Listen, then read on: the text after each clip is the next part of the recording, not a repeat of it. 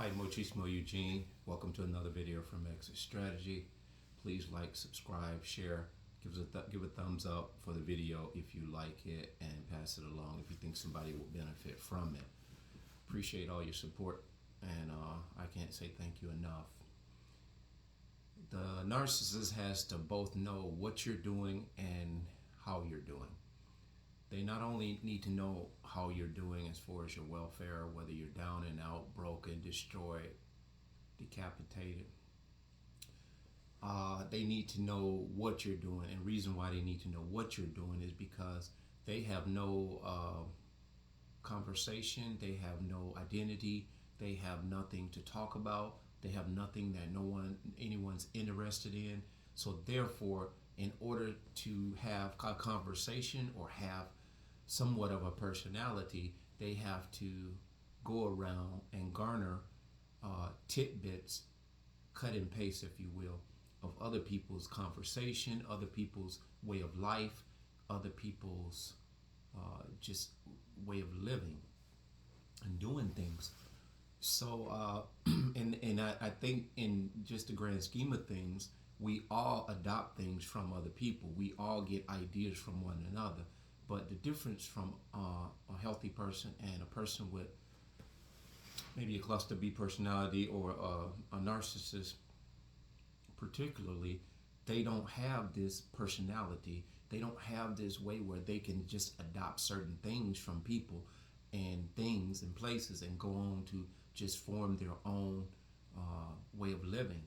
They have to pattern their life almost verbatim after any and everyone they meet. And the thing about that, the problem with that is they are never the same person all the time. So that's what makes a personality. It is personal to you.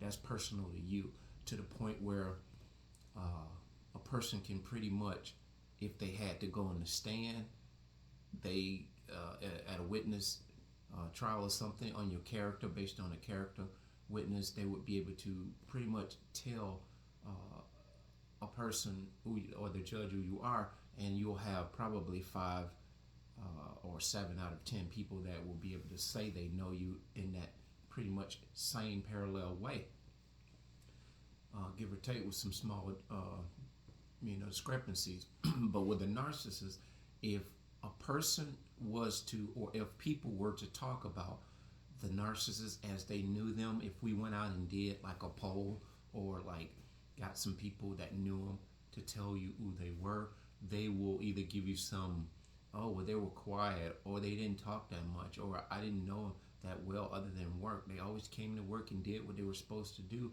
Other than that, I didn't really know much about them. That would be the gist of it, because even though the person may have gotten to know that narcissist to some degree, they inevitably come away with, I didn't know him that well. And I think in the way that a narcissist moves, they allow people around them, which are just supply, to get to know them in a certain way. And that certain way is to the point where they end up saying unanimously, they were good people, they were to themselves, but I really didn't know them outside of that. So they are only able to give you that definitive, and that on the surface looks like they were a decent person, but really what underlies that those people, 10 out of 10, really don't know a damn thing about that person. They really don't know. So this is important for the narcissist in their character assassination of you, the empath, and they're gossipers. They're big gossipers. And the reason why a lot of people will say I didn't get to know them that well, they won't say, well, they were gossiping ass, you know what, at the break room every day, because the people who are giving that character, they're being that character witness, they too are gossipers. They too were in on the smut. So they won't talk about, oh, well, they used to come to work every day and they ain't never had nothing good to say about nobody. Matter of fact, every day they came to work, they was talking about every damn thing but themselves. They didn't talk about anything that pertains to them. Everything was outside of them. Because the narcissist people rally around that narcissist. They rally around that narcissist like that narcissist is some type of person to be looked up to. But the narcissist hand picks people that have no true awareness of themselves. They too have to do a lot of things that keeps them busy, not to deal with themselves, not to introspect, not to do self-reflection, not to get to know thyself in order to know another. They don't do that. And for some reason or another, they have these wounds, they have these broken ties with people. People have hurt them and harmed them, so they got to axe the grind. So when the narcissist comes along and has all this juicy news, they're right at home with one another. So it's not always the narcissist who is the troublemaker. The narcissist is just, he's the handler. He's the handler of all the people who are low vibrating that really can't think on their own. You and I, when they met us, that was the problem. We think a lot. We're able to form a thought process, and when something don't make sense, it's nonsense, and that's what caused us to wake up. We were just too hard to handle too much to handle for the narcissist. So that's a part of it. Reason why they gotta know what you're doing, but in the how you're doing, you already know. They need to know that what they are saying about you is the absolute truth, even though they know it's a lie. From the time before it even come out of their mouth, they know it's a lie because they've premeditated this. When they meet you, they want to destroy who you truly are with a lot of bull. So it's important for them to know how you're doing, because that suggests to them that I was right about them, because that goes along that actually supports their smear.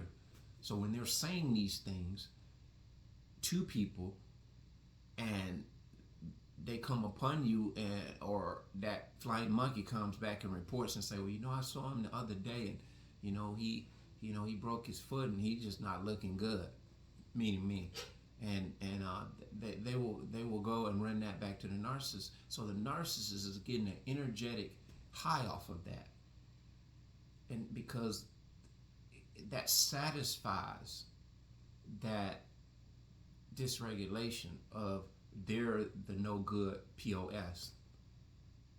That's the acronym of piece of. So they do this to see how you're doing, not only just what you're doing, but that's the reason why they need to know how you're doing. They need to know that you're destroyed, because nothing good around a narcissist can sustain itself if it goes unchecked, or if it doesn't get distance from the narcissist. It will be destroyed. They're mental bulldozers. So, I remember last year at some point, I went to my children's school. And the thing is, with the status I'm in with my children and the custody and everything, I feel it necessary to speak in certain respects to a lot of things and stories, not to give a lot away, because the narcissists who are watching, they are probably trying to analyze what's my next move. And that's a beautiful thing, because I know yours and you don't know mine. And that's how we move. And so this was an instance where I went to my children's school, and at that time I had custody, not full custody, as the mother just got. So this is a whole mess in itself, guys. But stay with me. I went to their school and to obtain attendance records, because every time they're with mom, they're missing 2-3 weeks in totality inside of 2 months or a month with this supposed sick illness, under the weather. And on my watch, they're rarely sick. And if they are under the weather somewhat, I ask them if they're able to go to school. If you can, try to go, and if by chance you don't feel, unless they got a temperature or something like that, and I think they're going to expose somebody else, I'll send them to school, and I'll say, you know what, you have the option to call me and come home, or let the counselors call me. And I never really get a call. So it's amazing, and that's something to think about when they're ill in one spot and they're not in another. So I'll go to the school to get these records and of attendance. And as I'm walking in the hallway, the corridor, there is, of course, the school, the faculty, security. They just have walkie-talkies and whatnot. And so this one particular woman, which is a young lady to me, I knew her long years ago. I actually did some work for her father in his house on numerous occasions. And she asked me, she walks up, and I now know that she's a narcissist. At the time when I first awakened and I ran into her, I'll tell you the story about that as I go along, but she said, "What are you here for?" They push up on you. Like I told you, they run up on you like they almost about to mug you, because they need to know what you're doing as far as your business. Like I said, the title, they need to know what you're doing and how you're doing. And they say, "Hey, what do you need?" So I'm waiting to go to the window to talk to the lady in the window that works there as well.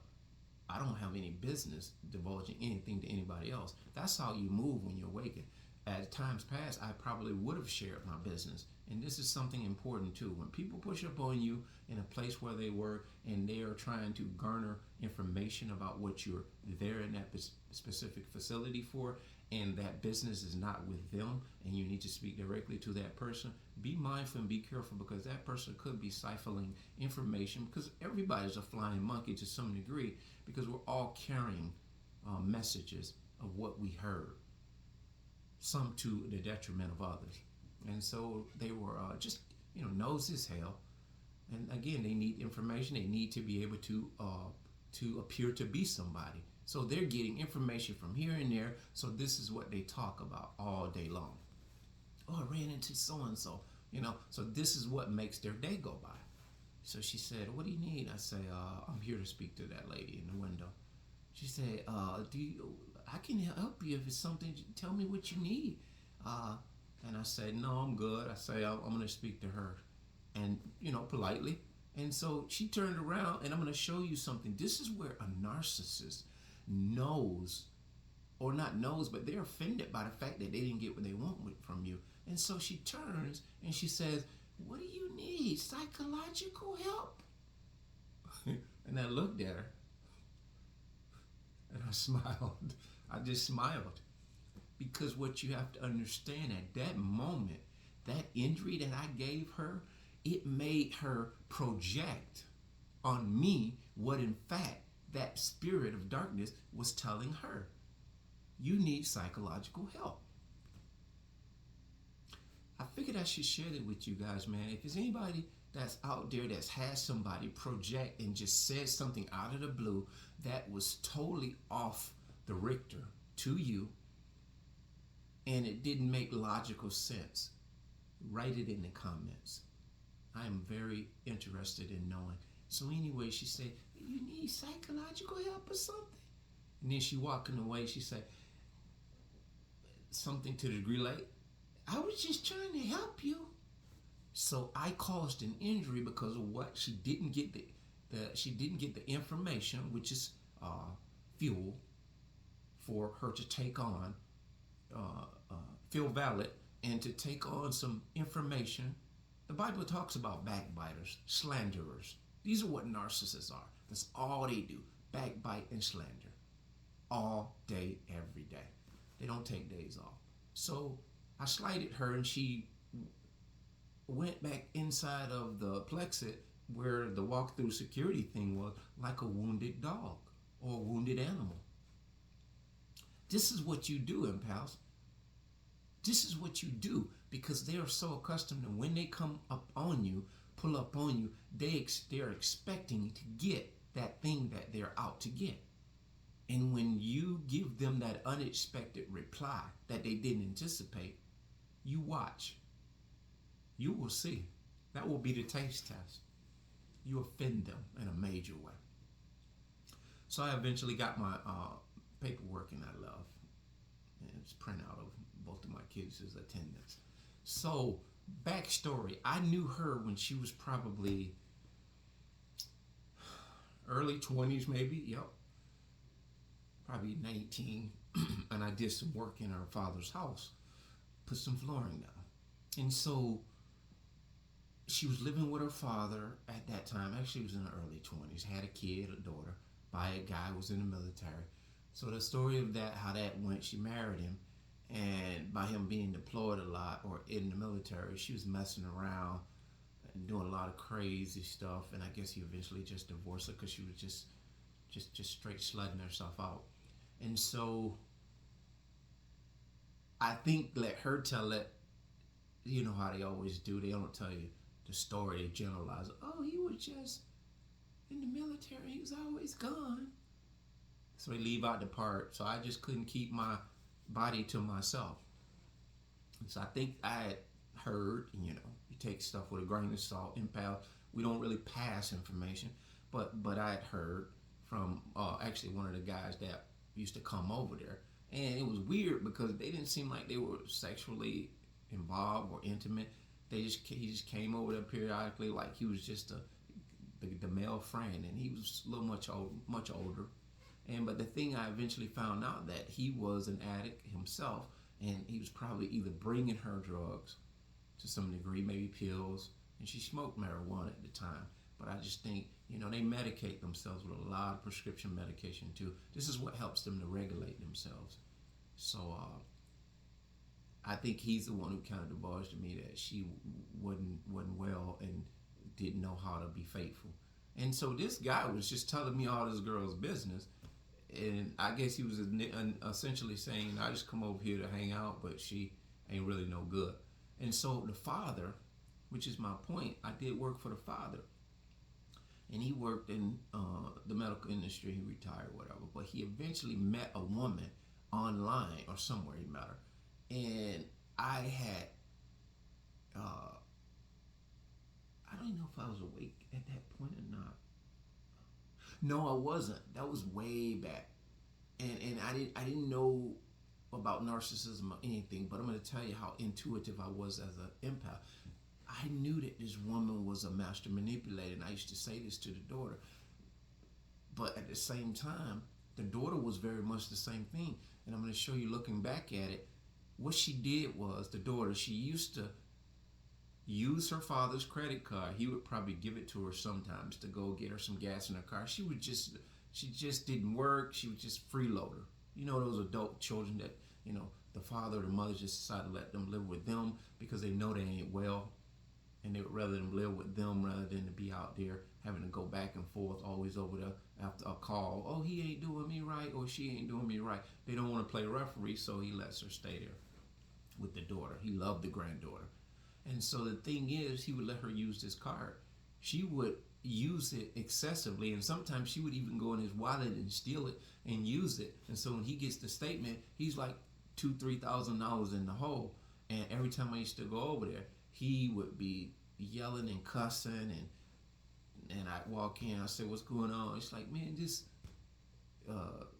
He called all kind of derogatory words, and he'd say she used my credit card without even asking me. I should have you arrested. And this would go on and on and on. I was like, man, you got to put a stop to it. If she's doing that, that's not even legal. That's illegal. I said, you need to, like you said, you need to put a stop to it. And I don't think she's going to get the message unless she gets in some trouble. But he never, ever took action on it. And what you have to understand, some of you may have a daughter or a son or a sibling that is always giving you these excuses. And she used to bawl her eyes out. I need the money. What am I going to do? I needed some clothes. I needed some bras. She would just give this poor me. And in a way, I think it worked on him because she would give reasons why she took his credit card. There's no justification behind that. If you need it, just ask. And so this is what these narcissists do. So I've already arrived at the fact that she's a narcissist, but guess where she works? She works at the school with my kids. And I met another woman in that particular capacity that works there doing that same thing. Tried to engage in everything, but that didn't go nowhere because you realize that these people are very dangerous. And they work in capacities where they can see everything, see how people are doing and what they're doing. And they have vital information a lot of times on these parents and on these children. They're able to watch your children, and they're able to watch you at sporting events. Think about it. If there's security, they can stand back and watch you legally. Be mindful, guys. This is very, very serious, sadistic, diabolical work. It's dirty work, man. It's messy work. So when you're at a game and you letting your hair down and you relaxing, just be a little more vigilant. Look around the room, scan the room, and if you feel like this person who's under the skies of security is sitting a little bit too close to you, trying to get an earful of what you're talking about, just move around. Go get you some popcorn or whatever. They don't even have concession stands no more. It's sad. So move around. Move around or tone it down. You must be aware of your surroundings. I know you guys have adopted that in many cases where our energy just tells us when we look around how people push up in the conversation or around the conversation, you automatically lower your voice. It's innate to an awakened empath. It is that superpower that God has afforded you because you're not so much that loose little person anymore. You're not even quick to really overshare. Although the things that we put out there, we kind of know what we're doing in many ways because we know what the outcome tends to be. But this woman particularly, she's in a capacity of not only knowing what you're doing, but knowing how you're doing. So I want you guys to really think about anybody around you or in your space, be it family members, coworkers, or whatnot, or even people in your children's school that are always engaging with you and you're just divulging certain things with them because this is paramount to them forming an identity. And it is really detriment to you because they are smearing you in the most subtlest of ways. And when it's over and said and done, this is why you see the stares, people looking at you crazy because they've heard some things that are so preposterous. The person who's listening to it are not even willing to give it a second thought to say, man, that just sounds like uncharacteristic of that person. But they don't do that because the critical thinking is not there. We're of the firm belief in this world, in that matrix type of thinking. They wouldn't say it unless it was true. So ponder these things, guys. I hope this video has been helpful. That being said, bless.